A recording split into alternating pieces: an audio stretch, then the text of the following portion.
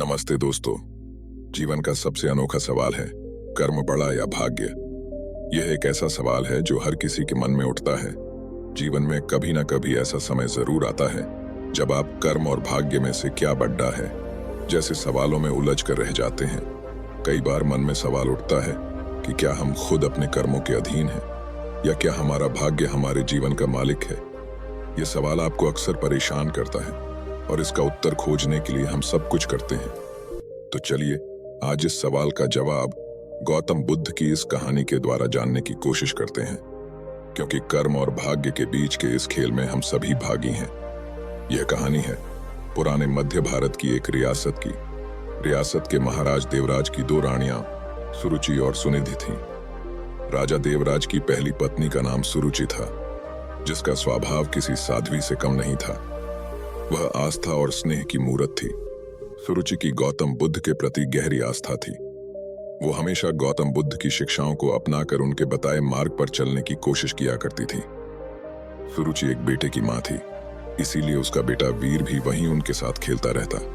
रियासत के महाराज देवराज की दूसरी पत्नी का नाम सुनिधि था, जिसके बेटे का नाम सुमंत था। सुनिधि देखने में बहुत ज्यादा खूबसूरत थी, इसीलिए महाराज देवराज का पूरा ध्यान अपनी दूसरी पत्नी सुनिधि के ऊपर ही रहता। वह हमेशा सुनिधि की खूबसूरती में खोए रहते। राजमहल की ज्यादातर तमाम सुख सुविधाएं दूसरी पत्नी सुनिधि और उसके बेटे सुमंत को ही मिला करती। दोनों ही पत्नियों के राजदुलारों की खिलखिलाहट से पूरा महल जगमग रहता।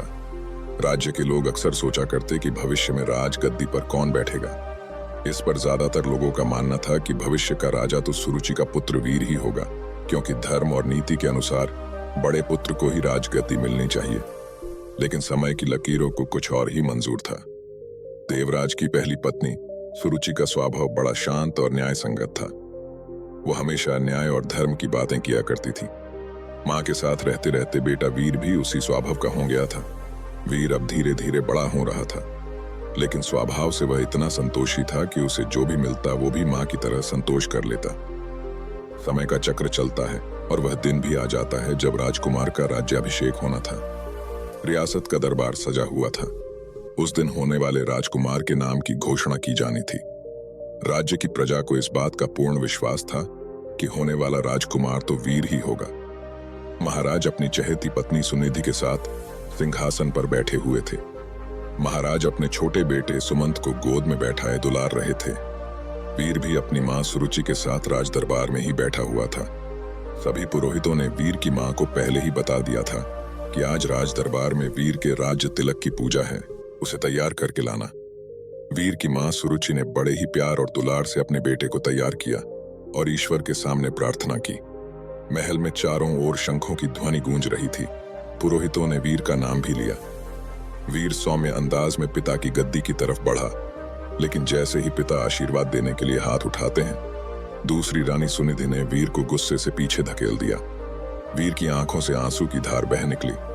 भरे राज दरबार में गुस्से से लाल रानी सुनिधि ने वीर की कलाई को मोड़ दिया था और उसे सिंहासन पर पहुंचने से रोक दिया। सुनिधि अपने कड़े शब्दों और सख्त आवाज के साथ वीर से बोली, तुम इस सिंहासन और महाराज की गोद में बैठने लायक नहीं हो, अर्थात तुम इस सिंहासन पर नहीं बैठ सकते। इस सिंहासन पर तो मेरा बेटा सुमंत ही बैठेगा, क्योंकि सिंहासन पर बैठने वाला काबिल हो या ना हो, वो चहेती रानी का पुत्र ही होना चाहिए। तुम दासी के बराबर वाली रानी के पुत्र हो। तुम अपनी मां के पास जाओ और बुद्ध की सेवा करो, यही तुम्हारे लिए ठीक होगा।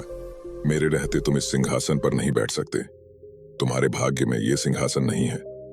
जाओ, पहले अपना भाग्य बदल कर आओ। राजकुमार बनने के लिए तो तुम्हें मेरी कोख से जन्म लेना पड़ेगा। ये सब सुनकर पूरा राज दरबार हक्का बक्का रह गया। सब आश्चर्य भरी नजरों से महाराज देवराज की ओर देख रहे थे कि महाराज क्यों कुछ नहीं बोल रहे। लेकिन महाराज नजरें झुकाए खामोश बैठे रहे, क्योंकि उनकी आंखों और मन पर तो रानी सुनिधि की खूबसूरती और विलासता का पर्दा पड़ा हुआ था। ऐसे में वो रानी की मर्जी के खिलाफ कुछ कैसे कर सकते थे। वीर को अपनी सौतेली मां की बातों का इतना बुरा नहीं लगा जितना बुरा उसे अपने पिता के चुप होने का लगा। कुछ देर बाद वह और उसकी मां सुरुचि राजमहल के बाहर चले गए। शाम ढल चुकी थी और आरती का समय भी हो चला था। वीर की मां सुरुचि ने वीर को अपने पास बुलाया और सीने से लगा लिया। वीर का चेहरा देखकर उसे बहुत दुख हो रहा था। वह मन ही मन सोच रही थी कि मेरे प्यारे से बच्चे के साथ आज राजमहल में कितना बुरा व्यवहार किया गया है। क्या बीती होगी मेरे फूल से बच्चे पर? माँ के सीने से लगे हुए वीर ने पूछा, माँ, पिताजी हमारे साथ ऐसा व्यवहार क्यों करते हैं? अब हमारा क्या होगा? क्या मुझे कभी किसी का मान सम्मान प्राप्त नहीं होगा? जवाब देते हुए वीर की माँ ने अपनी उंगली से मंदिर की तरफ इशारा किया। यह कमरा कुछ दूरी पर था और इसमें महात्मा बुद्ध की मूर्ति रखी हुई थी। वीर ने चौंक कर उस तरफ देखा और इशारा करते हुए पूछा, वहां क्या है माँ? जवाब देते हुए माँ बोली, बेटा, वो महात्मा बुद्ध है, वहीं तुम्हें सिद्ध बनाएंगे, वही तुम्हें एक ऐसा इंसान बनाएंगे जिसका सम्मान पूरी दुनिया करेगी। उनकी शरण में जाओ बेटा। बुद्धम शरणम गच्छामि। ये पंक्ति सुनते ही वीर ने बहुत अच्छा महसूस किया। सुरुचि बोली, बेटे, तुम्हारे लिए इस सिंहासन से भी बड़ा एक और सिंहासन बना हुआ है, इसलिए तुम इस सिंहासन की लालसा और मोह त्याग कर उस बड़े सिंहासन को प्राप्त करो। जब तुम उस सिंहासन पर बैठोगे तो तुम्हें जो प्राप्त होगा वो अमूल्य होगा, लेकिन बेटे, उसे पाना इतना आसान नहीं। तुम्हें उस सिंहासन तक पहुंचने के लिए महात्मा बुद्ध की शिक्षाओं को अपनाकर उन पर चलना होगा। लेकिन वीर ये समझ नहीं पा रहा था कि उसकी माँ आखिर किस तरह के सिंहासन की बात कर रही है, जो इतना बड़ा है कि राज सिंहासन भी उसके आगे कुछ नहीं है। वीर को बात कुछ समझ नहीं आ रही थी, क्योंकि उसके कानों में तो अभी भी सौतेली माँ के ताने गूंज रहे थे कि वह अभागा है और उसे कभी भी मान सम्मान प्राप्त नहीं होगा। वीर के मन में यह सारी उथल पुथल चल ही रही थी कि वीर की माँ उसे बुद्ध की मूर्ति के सामने लाकर खड़ा कर देती है और कहती है, बेटा, अब सिर्फ महात्मा बुद्ध ही तुम्हारा कल्याण करेंगे। तुम उन्हीं के बताए मार्ग पर चलो, वहीं से तुम्हारा उद्धार होगा। उनकी शिक्षाओं का अनुसरण करो, तुम्हें पता चल जाएगा कि जीवन का असली सुख कहाँ है। माँ की बातें सुनकर वीर ने फिर एक सवाल किया, माँ, क्या बुद्ध का स्थान पिता से भी बढ़कर है? वीर की माँ मुस्कुराते हुए बोली, बेटा, महात्मा बुद्ध सबसे ऊपर है। माँ की इस बात से वीर बहुत प्रेरित हुआ और बोला, माँ, आज से मैं बुद्ध की गोद में ही बैठूंगा, उन्हीं के बताए मार्ग पर चलूंगा और उन्हीं के विचारों का पालन करूंगा। मैं कठिन से कठिन साधना करूंगा जिससे कि वह मुझसे प्रसन्न हो जाएं। उनकी सभी शिक्षाओं को अपने जीवन में उतारूंगा। वीर ने बड़े ही दृढ़ निश्चय से बोला, देख लेना माँ, एक दिन बुद्ध मुझे अपनी गोद में जरूर बिठाएंगे। रानी सुरुचि अपने बेटे की इन मासूम बातों को सुनकर हैरान थी। माँ ने वीर को अपनी गोद में उठाया और कहा, बेटा, तुम पूरे मन से बुद्ध की बातों का अनुसरण करना। वीर ने माँ की गोद से उतरते हुए कहा, माँ, आज से मेरे आराध्य बुद्ध हो गए हैं, अब वही मेरे सब कुछ हैं। अब वीर रोजाना नियमबद्ध होकर बुद्ध की उपासना करने लगा। धीरे धीरे वह ध्यान में उतरता गया। फिर एक दिन ऐसा भी आया जब वीर ने राजमहल छोड़ने का फैसला कर लिया। वीर के इतना बड़ा फैसला लेने पर सभी लोग हैरान थे और माँ को भी चिंता हो रही थी। लेकिन सभी बातों को दरकिनार करते हुए वीर अपनी माँ को प्रणाम कर ज्ञान प्राप्ति के लिए जंगल की ओर निकल गया।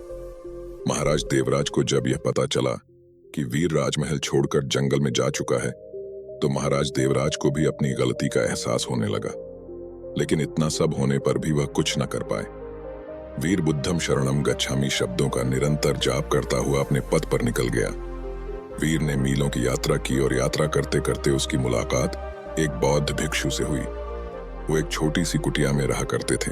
वहां कुटिया में उनके साथ उनके कुछ शिष्य भी रहा करते थे।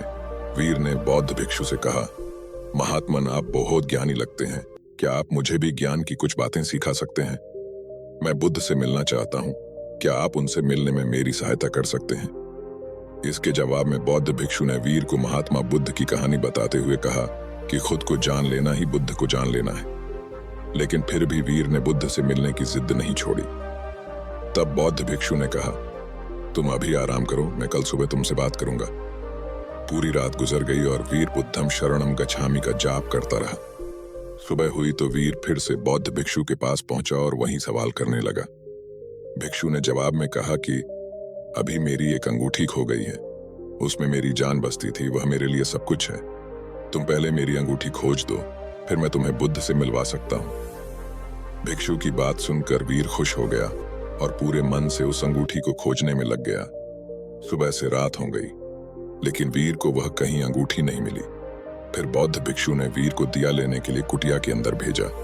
वहां पहुंचकर वीर देखता है कि अंगूठी तो अंदर ही संभाल कर रखी हुई है।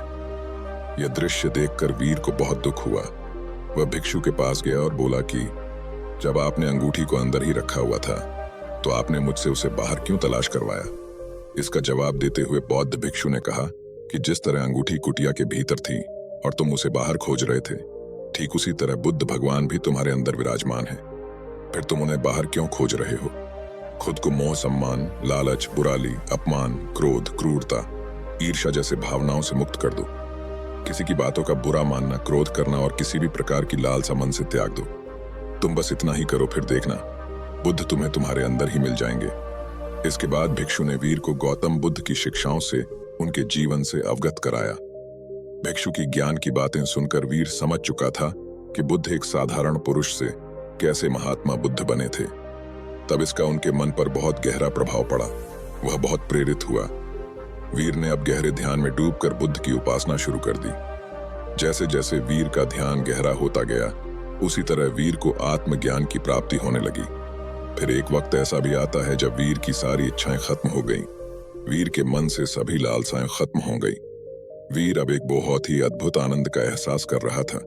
लंबे वक्त तक नियमबद्ध तरीके से ध्यान करने के कारण उसे आत्मज्ञान की प्राप्ति हुई। अब वीर के मुख का तेज इतना बढ़ गया था कि लोग जब उसे देखते तो महासंत कहने लगते। यह बात कुछ समय बाद मध्य रियासत तक पहुंच गई कि पर्वत की शिला में कोई बड़े प्रतापी तेजस्वी बौद्ध भिक्षु ध्यान में मग्न रहते हैं। राजमहल की तरफ से वीर को बुलावा भेजा गया। रियासत की हालत ठीक नहीं चल रही थी, क्योंकि महाराज का दूसरा बेटा विलासिता में बर्बाद हो चुका था। उसने लगभग पूरे राज्य का सर्वनाश कर दिया था। महाराज की दूसरी पत्नी सुनिधि का हुस्न व खूबसूरती भी उम्र के साथ ढल चुकी थी। वहीं दूसरी ओर वीर की समृद्धि दूर दूर तक फैलती जा रही थी। एक दिन ऐसा भी था जब वीर को सिंहासन पर बैठने के लायक नहीं समझा गया था, और एक दिन ऐसा भी आया जब बौद्ध भिक्षु के रूप में वीर ने राजमहल में कदम रखा। वीर को देखकर प्रजा की आंखों में आंसू भी थे और सम्मान भी। महाराज और सुनिधि हाथ जोड़े पछतावे के आंसू रो रहे थे। वीर की मां के कानों में भी बच्चे वीर की बातें साफ साफ गूंज रही थीं। बौद्ध भिक्षु रूपी वीर जब महल में पहुंचता है तो सबसे पहले महात्मा बुद्ध की प्रतिमा को प्रणाम करता है और कहता है कि दूसरों की सेवा से बड़ी कोई विलासिता नहीं। कोई भी सिंहासन कोख से नहीं बल्कि काबिलियत से तय होता है। वीर ने राज सिंहासन का त्याग कर दिया और त्याग करने के लिए मंदिर रूपी कमरे की ओर चलने लगा। वहां वीर को देखने वाले लोग महसूस कर पा रहे थे कि जैसे कोई शांति की मूर्ति चल रही हो। बुद्ध की शरण में जाकर एक साधारण सा बालक वीर सिद्ध पुरुष बनकर लौटा था। दक्षिण भारत में आज भी यह कहा जाता है कि वीर को सबने बुद्ध मंदिर की ओर जाते तो देखा था, पर वापस आते कभी नहीं देखा गया। वीर जब मंदिर के भीतर गया तो वहां पर बस भिक्षु वस्त्र ही मिले थे। कहा जाता है कि वीर अब सिद्ध पुरुष हो चुका था और उसे बुद्ध के चरणों में शरण लेने का सौभाग्य प्राप्त हुआ था। दोस्तों, कहानी सुनकर आप समझ ही गए होंगे कि कर्म भाग्य से कहीं बड़ा होता है। इसीलिए भाग्य के भरोसे बैठे लोग आज इस बात को अच्छे से समझ लें कि भाग्य के भरोसे बैठे रहने से कुछ नहीं मिलेगा। यदि आपको कुछ प्राप्त करना है तो अपने कर्मों पर ध्यान दें। इस बात पर ध्यान दें कि आप किसी चीज के लिए पर्याप्त कर्म कर रहे हैं या नहीं। फिर देखिए कैसे चमत्कार घटित होते हैं आपके जीवन में।